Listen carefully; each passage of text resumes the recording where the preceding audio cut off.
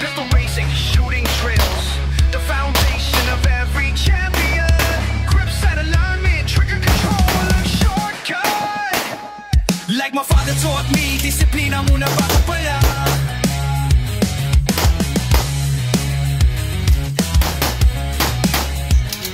Ako instructor ng training school. Ang tatay ko'y halimaw sa firing range noon. Mga tropeo'y puno na ng cabinet, pero ang itinuro, respeto sa baril.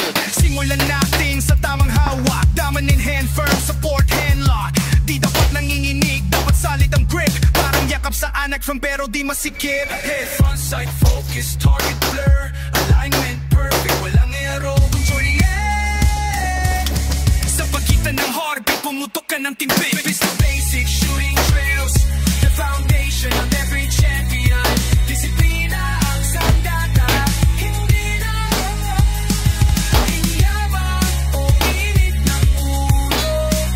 Squeeze out ng dahan, dahan, habang sight alignment ay nakani, walang galaw, walang kalabuan. Siguradong buhay ang kahahantayan. Like father, like son, pero sa tamang pagpapapapumpo.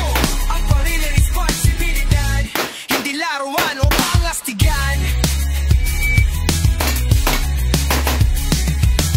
Trigger control ang sikreto, dahan-dahang piga parang inihimot, hanggang sa dumating ang surprise break. Walang jerking, walang pre-anticipation. Try fire muna bago ang live round. Practice ng stance hanggang sa maging automatic. Empty drill, magazine change, sa oras na pangangailangan, smooth ang transition. Safety always on, finger off the trigger hanggat hindi nakikita ang target. Ang baril ay para sa depensa, at kapag napintentaan sa kagalingan.